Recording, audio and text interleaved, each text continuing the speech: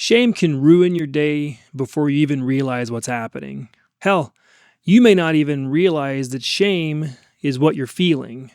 But today, I'm going to lay out a proven system to stop shame in its tracks. Nailed it. Shame is something I can talk about for hours. Like literally hours, because I've dealt with it my entire life. And I don't think I'm alone in that. I think probably most people feel that way. In my little opening hook thing, I was writing it out, and the second sentence, hell, you may not even realize it's shame that you're feeling. That kind of occurred to me when I was sort of thinking about this topic for the video, because I know for a long time I had no idea that it was shame that was causing me the negative emotions and negative thought patterns and self-destructive behavior. I had no idea that it was shame that was doing it. That's ultimately what it was, but that's probably, I guess, shame in its most insidious form is when it's hidden. And so, that'd be a good video topic right there. Have to write that one down. How does shame derail us? Well, for me personally, shame hits me before I even realize what's going on. And it feels to me personally like a huge punch in the stomach. And, well, no, it's like a punch in the stomach, but it's also almost like there's this dark cloud or something that everything just sort of gets dark. And I get this horrible, queasy, nervous feeling in my stomach. And also, I want to run. I want to run and hide, or maybe I want to fight, or maybe all three of those at the same time. And it's a sneaky bastard. It's one of those things that'll sneak up on you before you realize it. Usually for me, I've been experiencing it for a few hours or a few months before I actually realize what's going on. And by then I'm already deep into an argument with my wife, or I've already said or done things that I'm just wondering, what the fuck was I thinking? What's happening here? Oh, okay. I get it. So that's how shame derails me personally. It tends to be more of a sneak attack. So what I wanted to do first of all in this video is kind of cover, and I had Claude help me with this. I wanted to kind of cover like physically or neurologically what's going on in our brains when we're dealing with shame. Because the technique that works, I got this from Brene Brown. There's I don't know, it's not a book. It's an audio book, but because I got it on Audible, but it was almost more of a podcast, but it's called Men, Women, and Worthiness. I almost said loneliness, but it's Men, Women, and Worthiness. And it's only 3 hours long, but it will cost you a full credit. But it's worth it because it's probably the single best thing that I found personally as a dude that helped me with shame, helped me to identify that it was actually shame that I was feeling and experiencing, and it gave me some tools to deal with it. And so, spoiler alert, everything that I'm going to say about shame, I pretty much learned. That was my starting point. And so, unfortunately, she doesn't really have any books for guys. That one audiobook thing is for anybody. And, if you want to go, if you're a guy and you want to go, go to a used bookstore and, sneak a copy of one of her books, and just pay cash so nobody can track it, can trace it back to you. Or maybe just, these days you could just buy it on Audible and listen to it in secret. But her stuff is excellent. But like I say, it's pretty much all for girls. But whatever, what are you going to do? She's very smart. So I get this from her. So the technique is this. I don't want to bury the lead here. So when you're experiencing shame, you your part of your brain, and we'll go into this, but part of your brain like turns off, like the thinking part of your brain turns off. And so then like the lizard part of your brain turns on, and it's fight or flight. It's like survival. It's getting chased by a tiger basically. And so the key is to re-engage the thinking part of your brain. Well, I guess the key before that is to get good at recognizing what's happening and understand, oh shit, this is a shame thing. She calls it shame spirals, which we can go into later. But basically, the key is to get good at recognizing when it's happening and then applying the technique, which is super simple. So I guess we'll jump into the technique first. I wasn't planning on it, but what are you going to do? So the technique it's really simple. It's counting backwards from 5 to 1 or whatever. Go to 0 or 10. But I mean, I think she recommends 5. But literally what you're doing is your brain doesn't normally think like that. And so counting backwards is something a little bit counterintuitive to our brains. And by doing that, you're forcing the thinking part of your brain to re-engage. And that takes you out of fight or flight mode and puts you back into your regular mode. That's the technique in a nutshell. If you're in a hurry, boom. When you feel shame coming on, count backwards from 5, like as many times as you need to. And Bob's your uncle. You'll be fine. Problem solved. Well, it's not quite that simple. Actually, I don't want to forget this. In one of her books, it might have been the audio version. I have read her other books, though, some of them. They're excellent. But one of her examples that she got from like a reader that she met at some convention or something was the lady was saying that counting backwards from 5 didn't really help her at all, but she would say the word, like when her method for getting out of that fight or flight was to say the word pain over and over again, because it was a quick and simple way of reminding the thinking part of her brain that she was in pain. And so her technique is like, when she feels it, it's like pain, pain, pain, pain. I don't know how far she goes with it. Honestly, for me, because I tried the counting backwards thing at first, and it works, but the pain thing works a lot better for me personally. And I think that might be due to some of my PTSD issues, because like, I don't know, for some reason the word pain makes me think of like getting shot or something, or like that type of, fear. And so maybe that's, I don't know. I don't know what I don't know how that was for her, but like for me, it works really well. So that's kind of like my personal go-to. Now, the key, of course, is to actually recognize that it's happening. All right, let's jump over really quick because I'm getting way ahead of myself.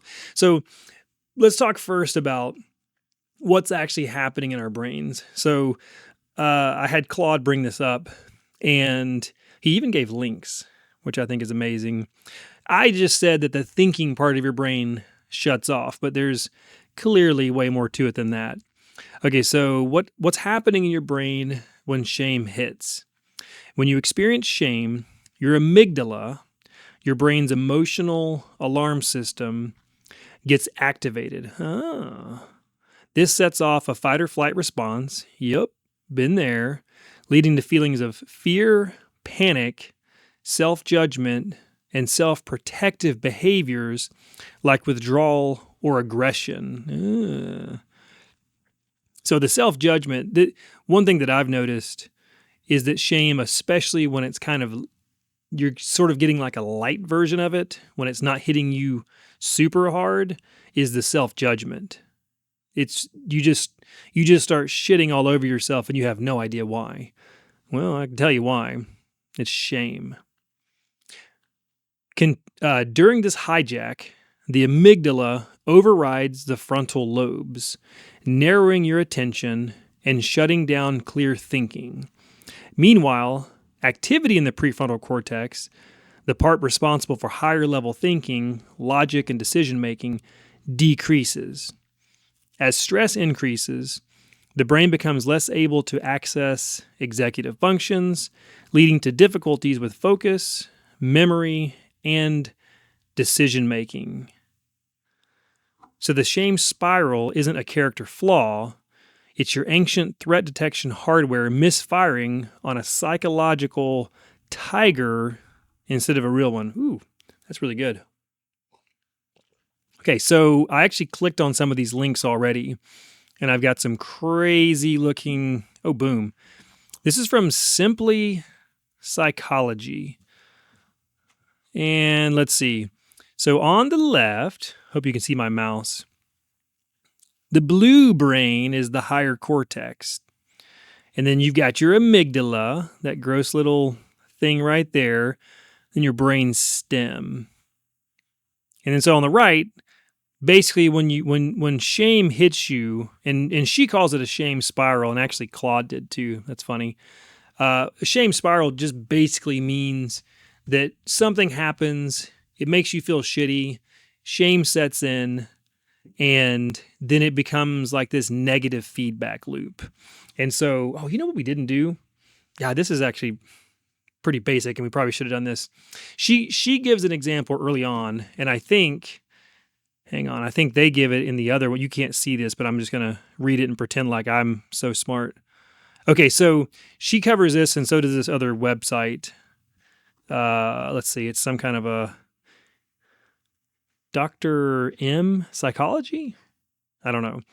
So to differentiate this, you have guilt and shame, and they're very close. And so, but there's a distinction. So guilt is feeling bad about what you did and is tied to specific actions. Like, I really fucked that up, and I feel bad about that. That's guilt. Shame is feeling bad about yourself as a person and is linked to identity. So as opposed to saying, yeah, I really fucked that up, you're saying, shame is saying, I'm a really fucked up person. I'm fucked up and there's something wrong with me. That's what shame is. Should have covered that from the beginning. I'm sorry. Hang on, let's get back. Let's get back to the brains. Shame has hit you. You're shame spiraling, and you're having a good day on the left with your higher cortex. It's all blue, and next thing you know, your higher cortex is disabled, and it's all red, slightly orange. I mean, I couldn't make it any more clear than this. Anger, fear, excitement, love, hate, disgust, frustration. Those are examples of high emotion. I guess. Low emotion, calm, relaxed. Yeah, I didn't realize I was getting so scientific today, but there you have it. All right, getting back to Claude. Why counting backwards 5 to 1 actually works. Counting backwards is a way to help re-engage the prefrontal cortex, which helps regulate emotions and impulses by focusing on a simple task, 5, 4, 3, 2, 1, or pain, pain, pain, or whatever it is. It really just matters, like what's going to remind you. Let's make it personal. By focusing on a simple task, the prefrontal cortex is actively engaged and can help regulate the amygdala's response. Ooh, you want to see what this is? I haven't actually opened this. This is Hosh Yoga. Oh man, I hope this isn't raunchy.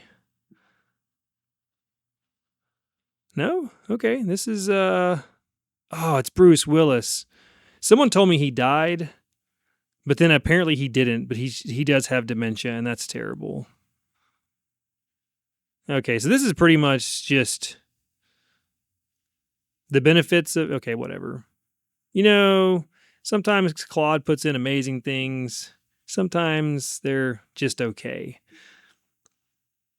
All right, so by focusing on that simple task, you regulate your amygdala. All right, here's the key. Counting backwards is slightly harder than counting forward.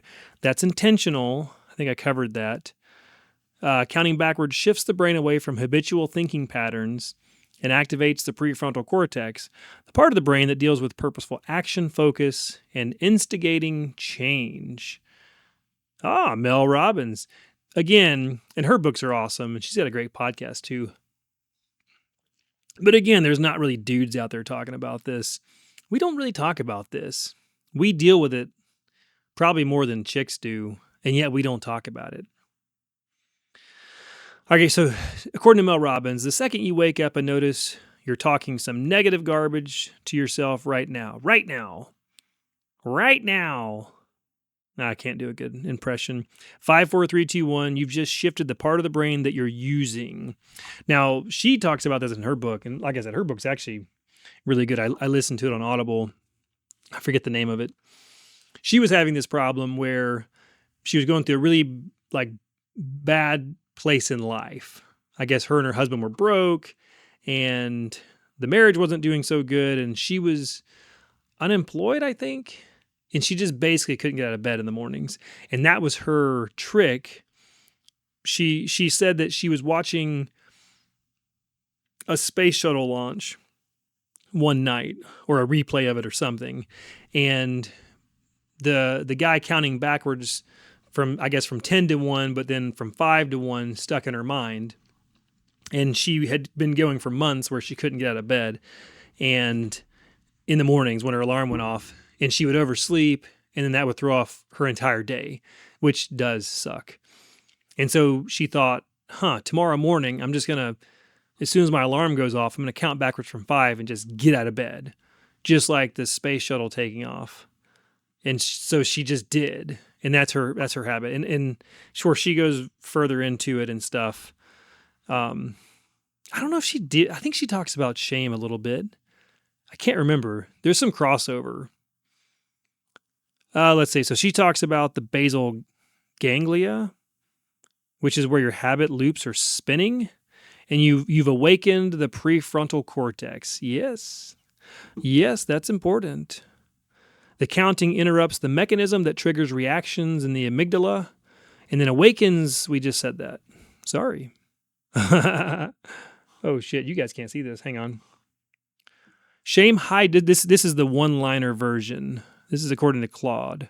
Shame hijacks the thinking part of your brain. Counting backwards forces your brain to think, and that's enough to take the wheel back. Ooh, that'd be really good in the description. All right, cool.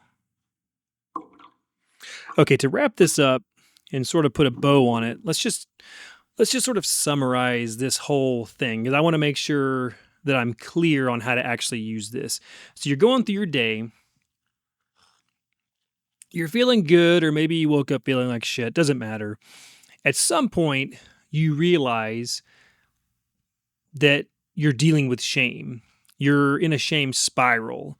And so, meaning, I think I mentioned this, a shame spiral is just Brene Brown's like phrase for it, just referring to like the negative feedback loop. It's like a vicious cycle. So when your brain, maybe someone says something or does something to you that makes you feel ashamed, or you think of something or you did something and you feel shame, that tends to just build on itself like really, really well. Have you ever thought about that?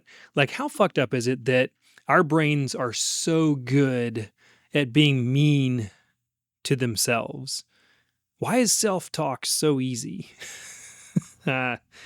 No, I guess that would be another good video. Whatever. So you're going through your day, you experience shame, it turns into a shame spiral. At some point you recognize, oh, this is happening. This is shame. I'm feeling this way because of shame. So let's jump over here. So you feel shame. I'm going to flip over to this because this is a good visual. This also could be something good to, maybe this will stick in your head. And so next time you feel shame, you'll think of these ridiculous looking heads with the blue brain and the red brain. Is that really blue, or is that like a taupe? It's like a bluish, greenish, and then more like an orange. So you're in your day, you start feeling shame. Your higher cortex, or maybe your prefrontal cortex, boom, shuts off. You're fucked. You're in a shame spiral. So at some point, and again, it could be a while, you're going to realize, oh, I'm in a shame spiral. And what that means is you're not thinking clearly. You're really not thinking much at all. You're in that fight or flight. Everyone handles that differently. Some people might disassociate. If you walk around feeling in a daze, or maybe not all the time, but if you kind of find yourself like, wow, I've been in a daze all day. I don't even know why. I just feel disconnected from reality. That could be shame. It could be other things, but it could be shame because your brain is in fight or flight, and everyone handles that differently. I know in training, they used to tell us the classic thing to say is fight or flight. That's actually not true.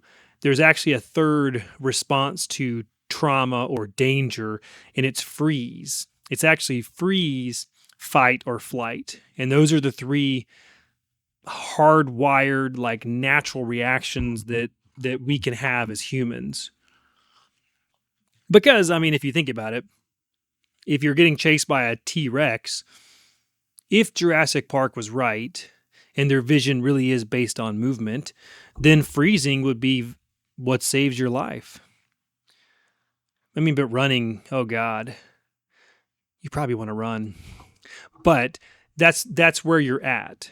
So you recognize I'm not thinking, I'm in a shame spiral, and I have to get my thinking brain back. So you're in your higher cortex is disabled, and you've got to get that back. You want to go back to this guy, right? You want to be calm and relaxed. Right now you're completely fucked up. You want to get back to like, oh no, I'm good, I'm chill. The way you do that is you have to re-engage the thinking part of your brain. That could be, again, counting backwards, 5, 4, 3, 2, 1. In my experience, it doesn't work the first time. Or maybe it starts to work the first time, but you're not going to feel it at first. Okay, actually, you're not going to feel very good for a while. These techniques, the counting backwards, the saying pain, pain, pain, pain, pain, or whatever the fuck you come up with, doesn't matter because it needs to be personal to you. I can tell you that they work, but you're not going to immediately feel better. Your brain will re-engage and you'll start thinking, and that could save you from like an awkward social situation. It could save you from a really bad argument with someone close to you, but you're probably not going to feel good right away. But at least you're getting your brain moving back in that direction. And so you recognize it, you say these things, you start to re-engage the prefrontal cortex, and then you can kind of move back into that regular mode of thinking. And that's really the long and the short of this technique. And I promise you, I've used it a million times. It works. And, oh, you know what's a good idea? You should put in the comments if you've used it, like you should try it, and then put in the comments, and then maybe we'll talk about it on the next video. Or if you have your own technique, put that in there too, especially if it's funny or super fucked up. Put that in there, and then I'll read it next time. Until next time, thank you for tuning in, and I got nothing.